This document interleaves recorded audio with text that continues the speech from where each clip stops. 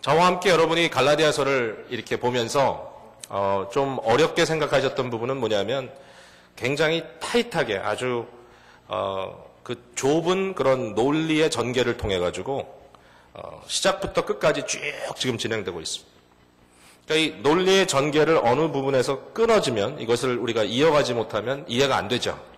그게 이 갈라디아서의 하나의 특징이라고 볼 수 있는데 오늘 본문이 좀 특별하다는 것은 뭐냐면 그 논리의 흐름 속에 어떤 논리적인 이야기를 하고 있는 것이 아니라 굉장히 갑자기 개인적인 얘기를 하고 있다는 겁니다. 그러니까 논리적이었던 바울 사도의 톤이 굉장히 감정적으로 바뀌고 있다는 것이죠.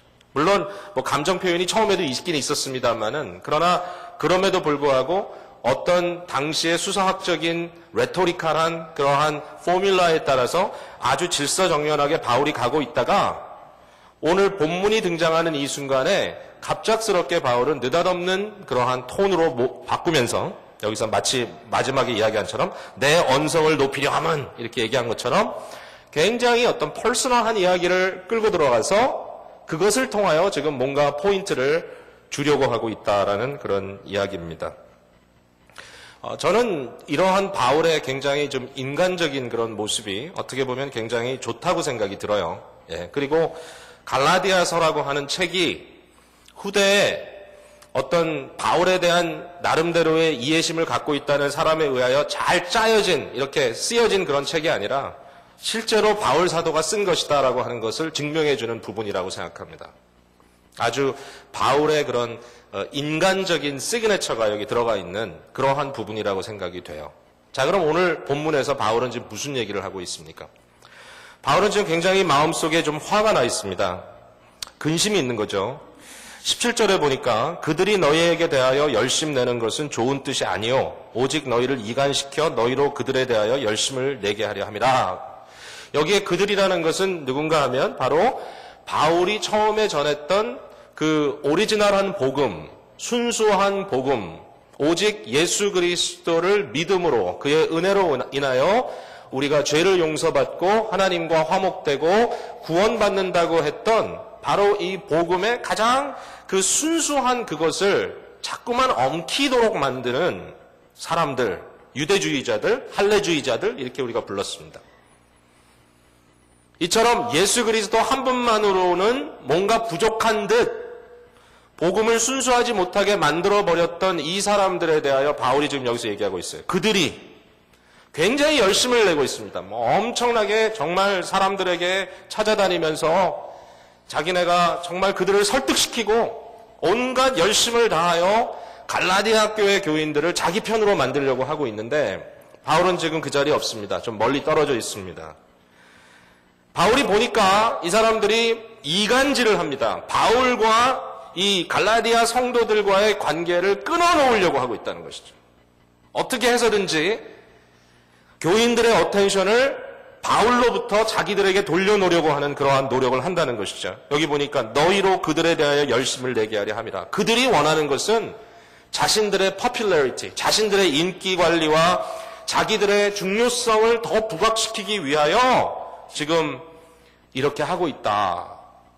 바울은 굉장히 마음 아파하고 있습니다. 관계가 자꾸만 이들로 인하여 지금 끊어져 가고 있는 거죠.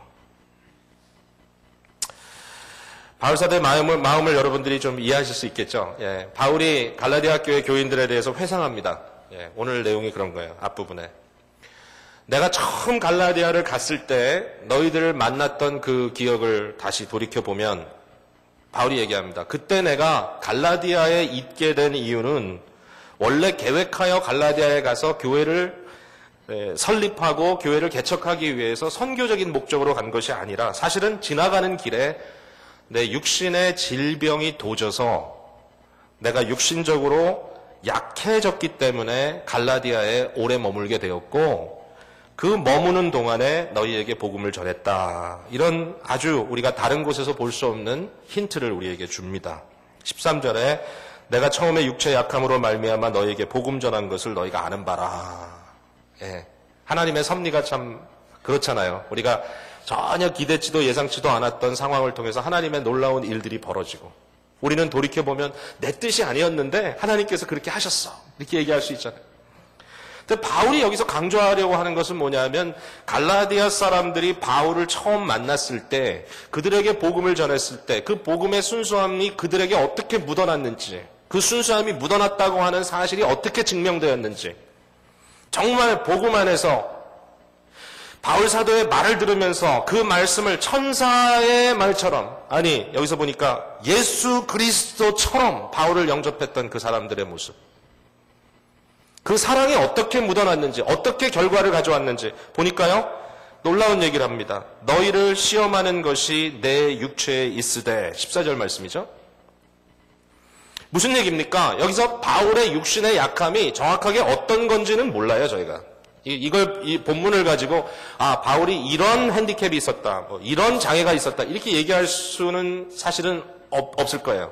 아주 확실하게. 그러나 바울이 갖고 있었던 이 육신의 연약한 것은 잠시 있다 없어진 뭐 감기처럼 지나가 버린 그런 게 아니에요.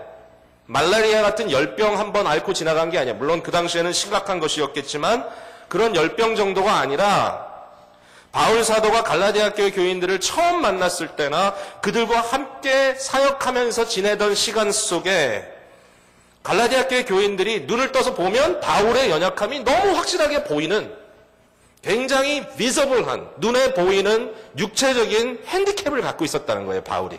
그게 도져가지고 갈라디아에 머물게 된 거죠. 그게 무엇이었을까? 어쨌든 그것이 무엇이었든지 간에 바울이 생각할 때는 너희를 시험하는 것이었다는 거죠. 그 육체의 핸디캡이 사람들로 하여금 보았을 때 넘어지도록 만드는 여기 시험받았다는 말은 걸려 넘어진다. 스캔들이라는 뜻입니다. 너희들의 마음을 걸러 넘어지게 할 만한 문제가 나에게 있었음에도 불구하고 바울이 뭐라고 얘기합니까? 너희가 나를 업신여기지도 버리지도 아니하고 도리어 하나님의 천사처럼 예수 그리스도처럼 나를 영접했다. 자, 한번 추측을 해볼까요? 어떤 문제였을까? 절대로 어떤 시시한 건 아니었던 것 같아요. 뭔가 좀 굉장히 메이저한 문제가 있는데 뭐 여기에 대해서는 여러 추측이 있어요. 뭐 어떤 분은 간질병이라고 이야기하기도 하고 하여튼 육체에 어떤 큰 질병이 있었는데 그것이 몸을 다 이렇게 막 몸이 이렇게 막 비틀어지도록 망가뜨렸다는 얘기를 하는 사람도 있고 꼽추였다는 얘기를 하기도 하고. 근데 한 가지 이제 재미있는 힌트가 뭐냐면 15절에 나와 있습니다. 자, 보세요.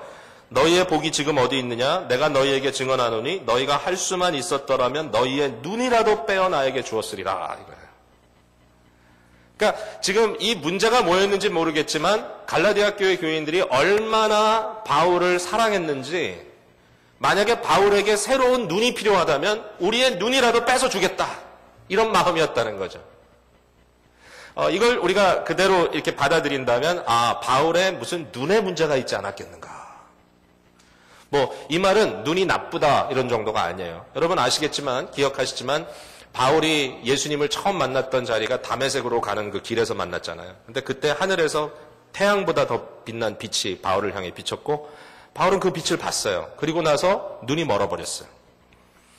그리고 나서 얼마 후에 다메섹에 가서 아나니아라고 하는 제자를 통해서 기도받고 눈이 났는데 그때 눈이 났던 상태를 뭐라고 표현했냐면 눈에서 비늘 같은 것이 떨어졌다 그랬습니다. 여러분 안과 의사가 여기 혹시 계신지 모르겠습니다만은 그 눈에 대해서 잘 아시는 분이 계신지 모르겠습니다만은 정확하게 이걸 어떻게 설명해야 될지 모르지만 눈에서 비늘 같은 것이 벗겨져 떨어졌다라는 말을 우리가 그냥 그러므로 잘 보인다 이렇게 해석하기는 좀 문제가 있는 것 같아요. 뭔가 좀 심각한 그 안구에 문제가 생기지 않았겠는가 그때 이후로.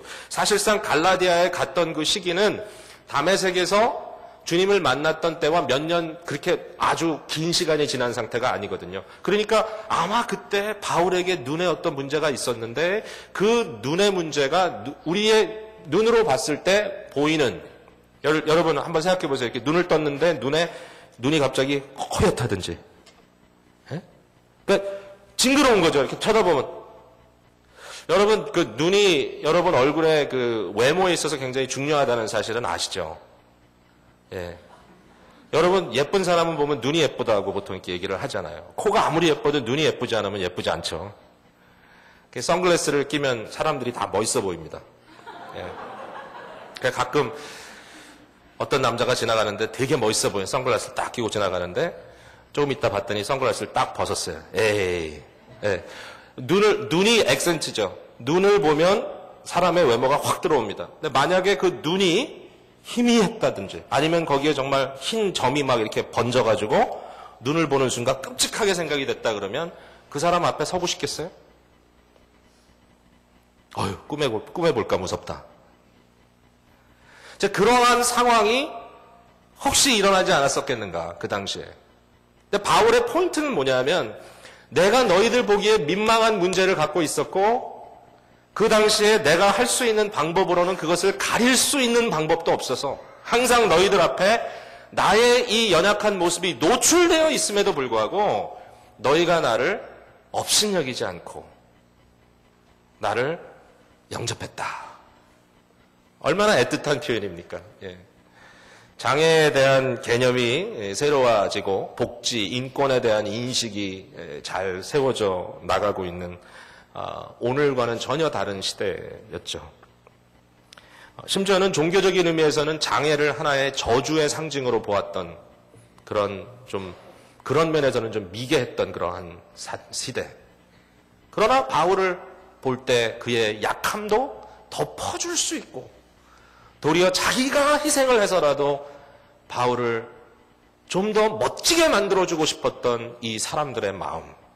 얼마나 애틋한 역사입니까? 여러분, 자, 이제 말씀을 이 상황에서 이제 좀 적용해 보길 원해요.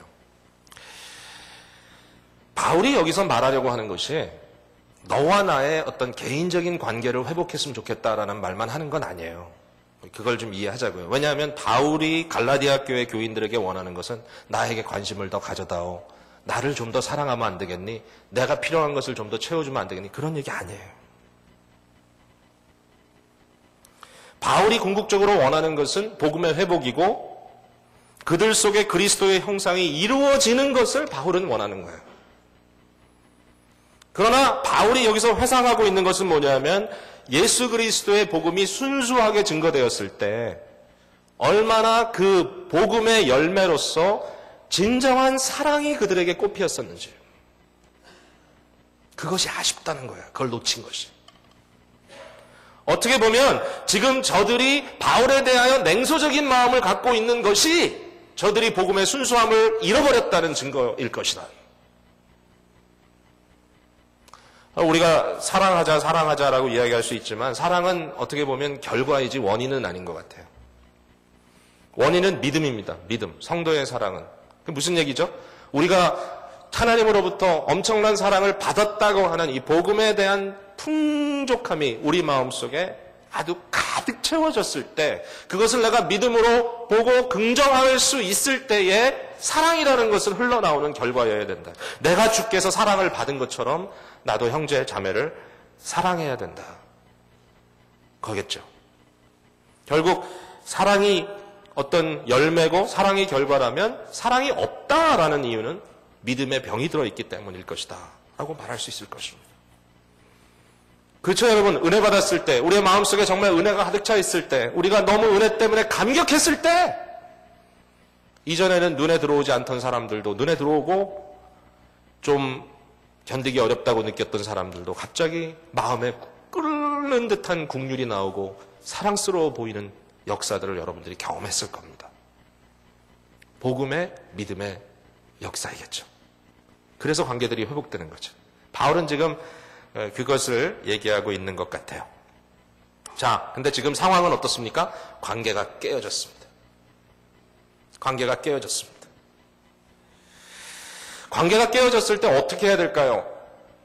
믿는 사람들에게 함께 신앙생활하던 형제 자매 또는 가족 안에서 친구들 사이에서 관계가 끊어졌을 때 어떻게 해야 될까요? 여기에 가장 기초적인 우리의 인식은 뭐냐면 크리스찬들에게는 소망이 있다는 겁니다. 그 소망을 우리가 캐치해야 되는데요. 일반적으로 관계가 끊어질 때 우리에게 한 3가지 정도밖에 옵션이 없죠. 3가지 옵션이 있는데 뭐 다 좋은 옵션이 아니죠. 첫 번째 옵션은 뭐냐면 결별입니다. 결별. 아무리 좋은 관계였다 할지라도 어느 순간에 서로에 대한 상처가 있고 이제 더 이상 어떤 사랑의 감정이 다 메말랐을 때 어떻게 합니까? 등을 돌리고 갑니다. 결별, 담을 쌓는 겁니다. 크리스찬들에게는 좋은 옵션이 아니겠죠. 그 다음에 두 번째 옵션은 전쟁입니다. 전쟁, 전투. 뭐죠? 상대에게 계속 상처를 입히는 겁니다. 비난하고 욕하고 사람들 앞에서 비방하고 어떻게 해서든지 그 사람이 마음으로 서퍼링 하는 것을 내가 도모하는, 전쟁하는 겁니다. 크리스찬으로서 좋은 방법이 절대로 아니겠죠. 그럼 세 번째 방법은 무엇일까요? 이것을 우리가 뭐 여러 가지로 이야기할 수 있겠습니다만은 뭐 인게이지멘트 한다든지 다이얼로그를 한다든지 뭐 소통이죠. 소통, 회복을 위한 소통. 그런데 이 소통이란 말이 굉장히 아주 로맨틱하게 들릴지 몰라도 얼마나 어려운 일인지 모른다는 거예요. 사실 소통보다는 헤어짐이 더 쉽다라는 생각이 들 때가 많아요. 그리고 아주 헤어져 있는 것보다 더 쉬운 게 싸우는 거. 물론 싸우는 것도 어렵지만 그러나 그냥 막 입에 여기까지 나오니까 그냥 어떻게 하면 저 사람을 곤란하게 할까 말이지. 인간이 하도 이 내부에 이런 악함이 있기 때문에 내가 좋아하지 않는 사람은 어떻게 해서든지 좋아하지 않는다는 것을 아예 보여주고 싶어요. 바울 사도는 오늘 본문 속에 복음이라고 하는 것이 어떤 것인가를 보여주면서 소통의 방법을 우리에게 가르쳐주고 있는데 이 소통의 전제는 뭐죠? 소망입니다. 소망. 자, 제가 성경 한 구절 여러분과 함께 찾아보겠습니다. 시편 55편.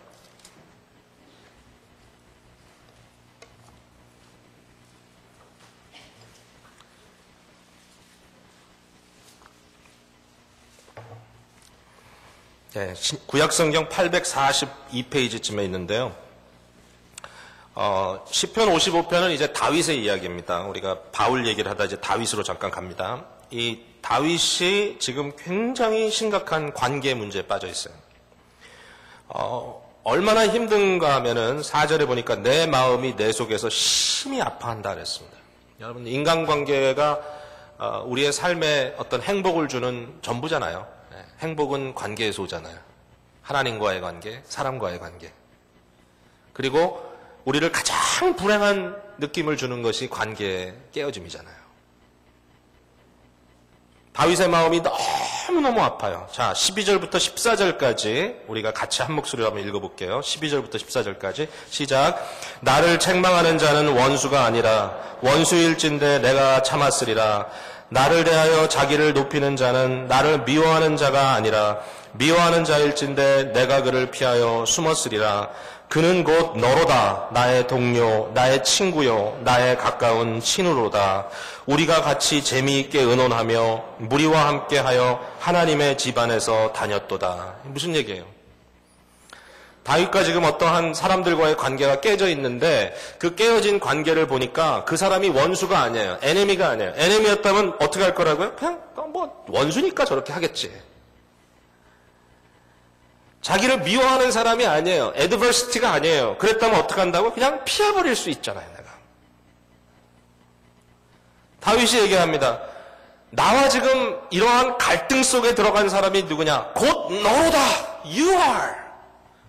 나의 동료, 나의 친구, 나의 가까운 친구로다.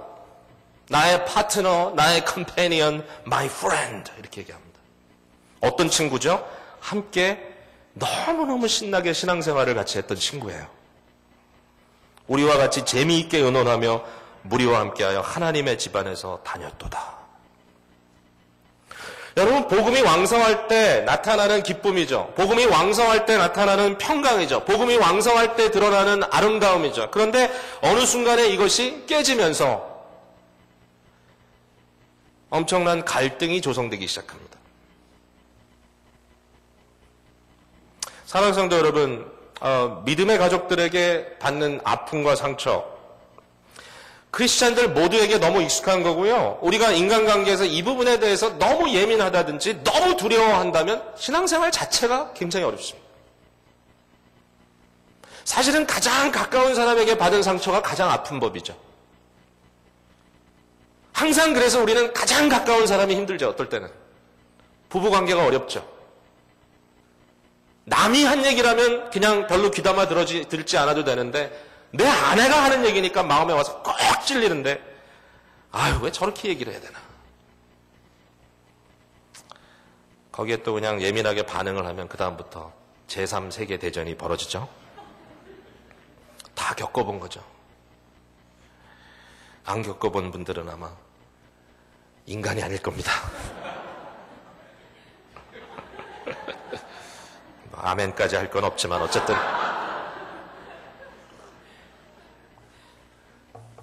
이런 얘기를 들으면 처녀총각들이 시집장가 가고 싶겠나 그런 생각이 들 때도 있지만 뭐 여러분도 뭐 지금 별다르지 않잖아요. 청년부도 보니까 뭐 잘 나오던 사람이 어느 날 갑자기 안 나오고 그러기도 하더만. 이러한 갈등들이 거기서 있다는 거죠. 자, 여기에 대해서 우리가 그럼 어떻게 해야 될 것인가? 소망을 갖고 얘기합니다. 자, 이제 두 가지만 여러분께 결론적으로 얘기합니다. 하나는 먼저 시편에서 우리가 힌트를 찾았으면 좋겠습니다. 22절에 55장 22절에 보니까 내 짐을 여호와께 맡기라 그가 너를 붙드시고. 여러분 한번 따라해 보세요. 내 짐을 여호와께 맡기라 그가 너를 붙드시고. 여러분 인간관계에 있어서 깨어지는 그 상태에 여러분이 믿음을 회복하고 복음이 회복되면서 나타날 수 있는 좋은 한 결과는 뭐냐면 여러분 자신의 자존심이나 자기의 어떤 그런 감정을 너무 앞세우지 않고 그것을 내려놓고 아주 편안하게 이야기할 수 있는 그런 상태가 된다는 거죠. 여러분 만약에 문제가 여러분에게 있는 것이 발견된다면, 문제는 항상 서로에게 있지만 여러분 안에 있는 문제가 발견된다면 발견될 겁니다. 믿음이 살아나면. 그러면 반드시 여러분은 먼저 관계를 회복하기 위하여 용서를 빌고 회개해야 합니다. 하나님 앞에서만 아니라 사람들 관계에서도 해야 되죠. 자, 그런데 문제는 뭐죠? 문제가 나한테만 있는 게 아니에요. 일반적으로 상대에게도 있어. 그게 힘든 거예요.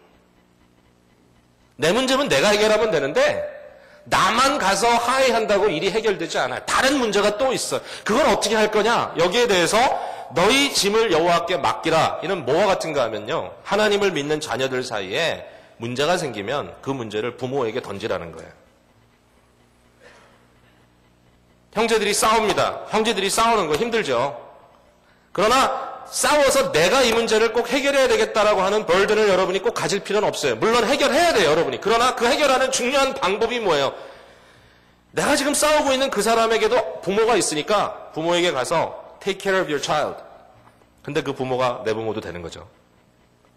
문제를 부모에게 가져가는 겁니다. 어머니, 아버지, 당신 아들 좀 돌보세요.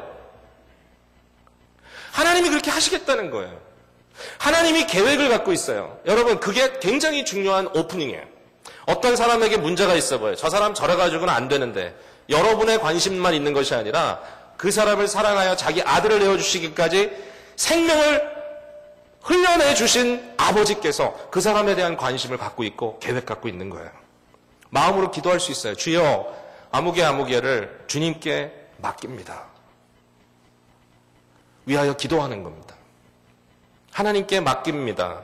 제가 감당하기는 어렵습니다. 그러나 저의 최선을 다하겠지만, 그러나 당신의 문제이시니 주님께서 해결해 주십시오. 자, 그 다음에 두 번째입니다. 얘기만 하면 이제 말씀 맺습니다. 좀 더 적극적으로 우리의 보는 관점이 달라집니다. 소망 때문에 그렇습니다. 바로 오늘 본문의 가장 핵심으로 보여지는 19절의 말씀입니다. 4장 19절. 나의 자녀들아, 너희 속에 그리스도의 형상을 이루기까지 다시 너희를 위하여 해산하는 수고를 하노니.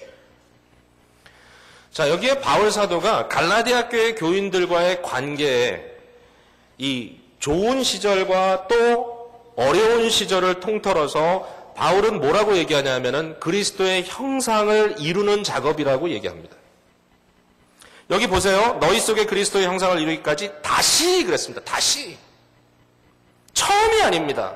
관계가 어렵기 때문에만 그런 것이 아니라 심지어는 우리 관계가 너무너무 좋았을 때도 내가 원했던 것, 아니 내가 추구했던 그것은 뭐냐? 그리스도의 형상이 너희 속에 이루는 그 고통이었다. 결국 뭐죠? 인간관계는 좋을 때나 안 좋을 때나 성화의 과정이다라는 겁니다. 하나님 안에서 주님의 은혜 가운데 우리의 모든 관계는 서로가 그리스도의 형상을 이루는 이것을 이제 어떤 번역은 이렇게 씁니다. 그게 더 맞는 것 같아요. 그리스도의 형상을 이루는 것이 아니라 그리스도가 너희 안에 형성되기까지. 그리스도가 우리 안에 형성되기까지. 이런 말이에요, 이 말이. 마치 2장 20절의 말씀을 다시 메아리 치는 것 같습니다. 내가 그리스도와 함께 십자가에 못 박혔나니 그런즉 이제는 내가 사는 것이 아니요 오직 내 안에 그리스도께서 사시는 것이다. 그랬습니다. 이게 복음이다. 바울은 그 얘기합니다. 너희 안에 너희가 사는 것이 아니라 이제는 오직 그리스도가 사시는 그 복음의 충만한 단계에 이르기까지 내가 너희를 위하여 해산의 수고를 한 것 같이 이제 또 다시 그 해산의 수고를 하겠다. 좋을 때만이 아닙니다. 서로 같이 말씀 나눌 때 기쁘고 은혜가 되고 같이 눈물 흘리고 같이 손잡고 너무너무 좋았던 시절에만 그리스도의 형상을 빚어내는 것이 아니라 힘들고 어려운 상황이라 할지라도 서로를 위하여 애쓰고 아파하고 고민하고 배려하기 위하여 고통당하고 인내하기 위하여 눈물 흘리고 그러면서도 그 안에서 하나님의 성화의 역사가 일어난다는 것을 믿기 때문에 기뻐서 기다릴 수 있는 이러한 모습.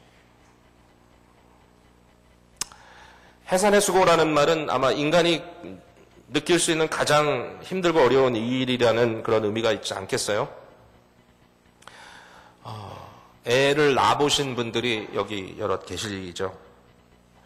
특별히 요새 젊은 가정들 같지 않고 과거에 애를 뭐 한둘만 낳는 것도 아니고 좀 미련해 보일 정도로 대여섯씩 낳고 그 이상 그것도 현대 의학이 주는 에피더럴이라든지 마취제를 전혀 사용하지 않고 완전히 생짜로 애들을 낳아본 분들이라면 얼마나 목숨을 걸고 싸워야 하는 사투인지를 여러분이 아시지 않겠어요?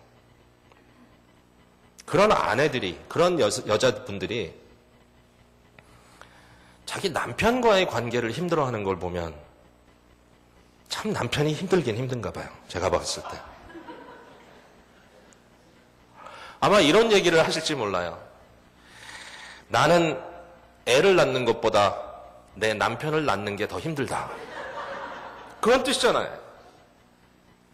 해산의 수고를 한다. 지금 남자분들은 다 오리발입니다.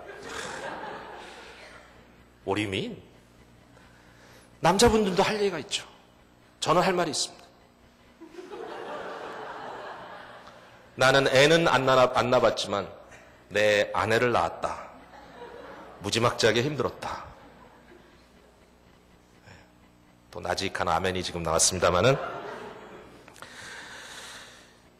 여기에 이 낳는다는 것은 생명을 만들어낸다는 의미가 있죠. 그리스도를 우리 안에 형성하는 것. 이것을 우리가 구속적 수고라고 말할 수 있을 것입니다. Redemptive labor. 생명을 낳기 위한 애씀. 이것은 사랑의 수고입니다. 사랑하는 성도 여러분, 어떻게 이러한 수고를 우리가 할 수 있을까요? 우리 자신을 믿음으로 그리스도께 복종시키는 방법밖에 없어요. 예수 그리스도께서 우리를 위하여, 우리를 낳기 위하여, 우리를 거듭나게 하시기 위하여, 우리 안에 성령의 약속을 주시고 그 성령의 약속으로 우리 속에 새로운 영생이, 새로운 생명이 생겨나기 위하여 그가 하신 일은 십자가에서 갈기갈기 찍히신 겁니다. 히브리서 12장에 나와 있는 대로 그가 십자가의 그 수욕을, 그 수치를 도리어 기쁨으로 참으신 이유는 무엇일까요? 우리가 복음 안에서 낙심하지 않도록 우리를 위하여 참으신 주님. 예수 그리스도의 이 redemptive labor, 이 구속적인 은혜에 이제는 그것을 적용하는 자들로서 동참하는 저와 여러분의 모습이 신앙입니다. 이게 신앙입니다. 신앙적으로 해결하느냐라는 것은 사실은 정답이 당장 눈앞에 들어와서 이렇게 하면 돼, 끝! 아니더라고요. 남자와 여자가 싸우는 걸 보면 좀 달라요. 남자는 당장 답이 나와야 돼요. 여자는 자꾸 물고 늘어져요. 나중에 싸우다 보면 뭐 때문에 싸우는지 모르겠어요. 분명히 답을 줬는데, 근데 뭘 그렇게 나중에는 처음에 문제가 아닌 다른 게 문제가 돼서 또 화가 나고. 너무 잘 알죠, 제가 지금.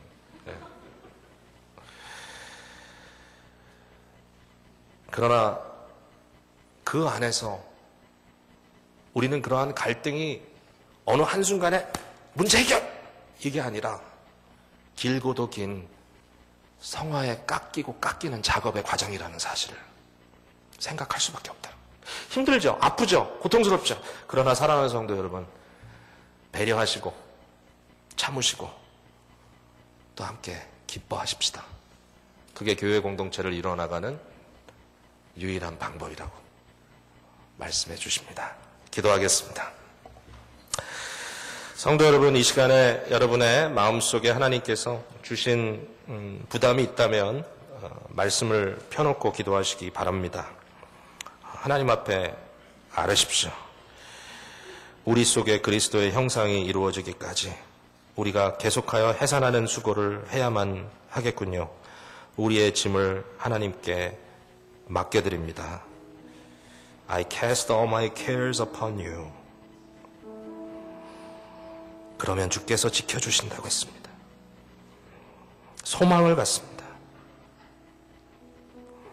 이 시간에 주님 앞에 여러분의 가장 현실적인 문제를 내어놓고 주여 우리 속에 복음이 주는 소망, 믿음 안에서 누리는 목적의식을 갖고 구속적 레이블을 감당하는 저희들 되게 해주십시오. 진정한 사랑이 무엇인지를 열매로 누리게 해주십시오. 이렇게 한번 우리 같이 주님 앞에 같이 한번 기도하겠습니다. 같이 기도합니다. 사랑